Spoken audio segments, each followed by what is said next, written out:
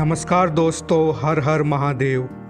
दोस्तों, इस वीडियो में हम जानेंगे कि राजा विक्रमादित्य की मृत्यु कैसे हुई और उनकी मृत्यु के बाद उनका सिंहासन जमीन में क्यों दफना दिया गया। इससे पहले अगर आप चैनल पर नए हैं तो चैनल को सब्सक्राइब कर लीजिए और बेल आइकन को ऑन कर दीजिए ताकि हमारे आने वाली और भी अच्छी वीडियो की जानकारी आपको मिल सके। तो चलिए दोस्तों, शुरू करते हैं। सम्राट विक्रमादित्य की मृत्यु कैसे हुई, इससे पहले हम राजा विक्रमादित्य के बारे में जान लेते हैं। सम्राट विक्रमादित्य का नाम विक्रमसेन था। महाराजा विक्रमादित्य उज्जैन के राजा थे जो अपने कर्म, वीरता, पराक्रम, शौर्य, ज्ञान तथा उदारशीलता के लिए प्रसिद्ध थे। काली काल के 3000 वर्ष बीत जाने के पश्चात 101 ईसा पूर्व विक्रमादित्य का जन्म हुआ था। विक्रमादित्य के पिता का नाम गर्दभील गंधर्व सेन था। सम्राट विक्रमादित्य की मां का नाम सौम्य दर्शना था।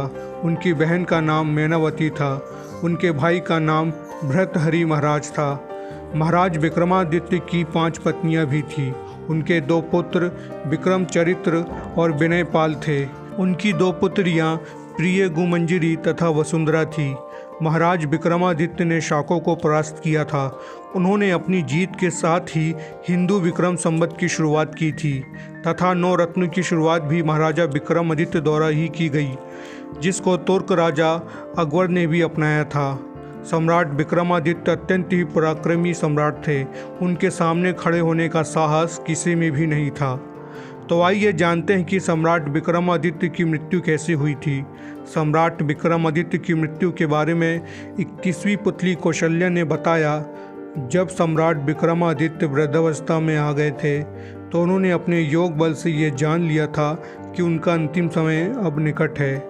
महाराजा विक्रमादित्य राजकार्य तथा धर्म में स्वयं को लगाए रखते थे और उन्होंने वन में साधना के लिए कुटिया बनाई थी।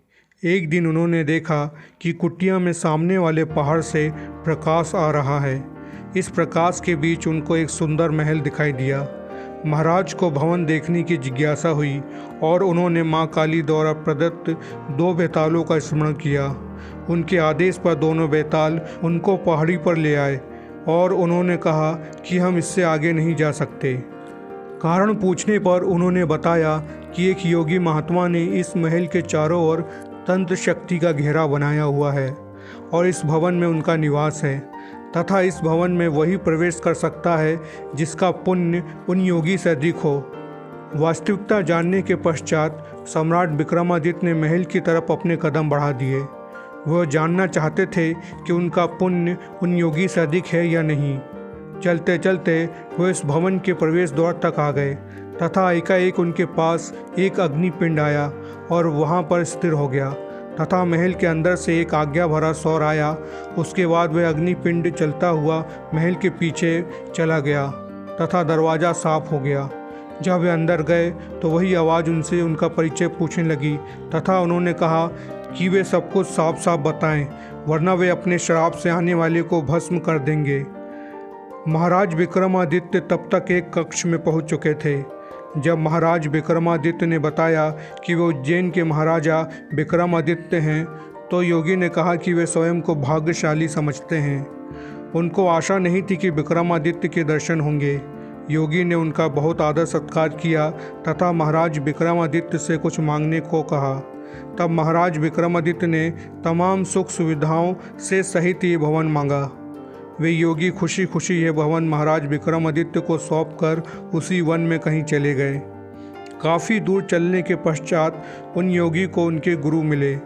जब उनके गुरु ने उनसे इस तरह वन में भटकने का कारण पूछा तो उन्होंने कहा कि वे उस भवन को महाराजा विक्रमादित्य को भेंट कर चुके हैं।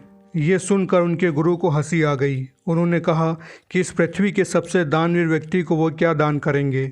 उन्होंने योगी से कहा कि वह ब्राह्मण रूप में जाकर विक्रमादित्य से उस भवन को मांग ले। तब योगी ने ब्राह्मण का वेश बनाकर विक्रमादित्य के पास उस कुटिया में गए तथा रहने के लिए आश्रय प्रदान करने की मांग की।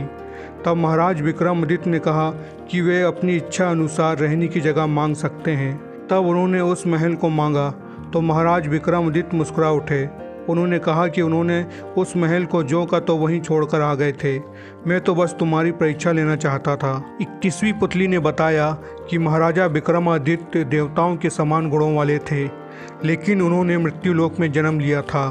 थे तो वे मानव ही, इसलिए उन्होंने एक दिन अपनी देह का त्याग कर दिया। उनकी मृत्यु के पश्चात प्रजा में हाहाकार मच गया, चारों ओर विलाप होने लगा। जब उनकी चिता सजाई गई तो देवताओं ने उनकी चिता पर पुष्प वर्षा की। उनकी मृत्यु के बाद उनके सबसे बड़े पुत्र को सम्राट घोषित किया गया। उसका धूमधाम से राजतिलक हुआ, मगर आश्चर्यजनक रूप से वह उनके सिंहासन पर नहीं बैठ सका। कहते हैं कि जब भी वह उस सिंहासन पर बैठने जाता तो कुछ अदृश्य शक्तियाँ उसे रोक लेती, उसे आगे बढ़ने ही नहीं देती। उसको पता ही नहीं चला कि वह पिता के सिंहासन पर वो क्यों नहीं बैठ सकता है। वो उलझन में पड़ा था कि एक दिन स्वप्न में विक्रम खुद आए। उन्होंने अपने पुत्र को उस सिंहासन पर बैठने के लिए पहले देवत्व प्राप्त करने को कहा। उन्होंने उसे कहा कि जिस दिन वह अपने पुण्य प्रताप तथा पुरुषार्थ से उस सिंहासन पर बैठने के योग हो जाएगा तो वे खुद उसे स्वप्न में आकर बता देंगे। किंतु विक्रमादित्य उसके सपने में नहीं आए, तो उसे नहीं सूझा कि सिंहासन का अब किया क्या जाए। उसने अपने राज्य के विद्वानों से परामर्श किया। पंडितों और विद्वानों के परामर्श पर वह एक दिन पिता का स्मरण करके सोया तो विक्रम उसके सपने में आए। सपने में उन्होंने उसे उस सिंहासन को जमीन में गहरे गड़वा देने के लिए कहा तथा उसे उज्जैन छोड़कर अम्बावती में अपनी नई राजधानी बनाने की सलाह दी। उन्होंने कहा कि जब भी पृथ्वी पर सर्वगुण संपन्न कोई राजा कालांतर में योग्य होगा, यह सिंहासन स्वयं धरती से बाहर आएगा और उसके पुरुषार्थ से उसके अधिकार में चला जाएगा। पिता के स्वप्न वाले आदेश को मानकर उसने सुबह ही श्रमिकों को बुलवाकर एक खूब गहरा गड्ढा खुदवाया और उस सिंहासन को उसमें समाहित करवा दिया। इसके बाद वह खुद अम्बावती को अपनी नई राजधानी बनाकर शासन करने लगा। दोस्तों, आशा करता हूँ कि आपको ये वीडियो अच्छा लगा होगा। वीडियो अच्छा लगा तो वीडियो को लाइक करें, ज़्यादा से ज़्यादा शेयर करें, चैनल को ज़रूर सब्सक्राइब करें। फिर मिलते हैं अगले वीडियो में। जब तक के लिए जय हिंद, जय भारत, हर हर महादेव।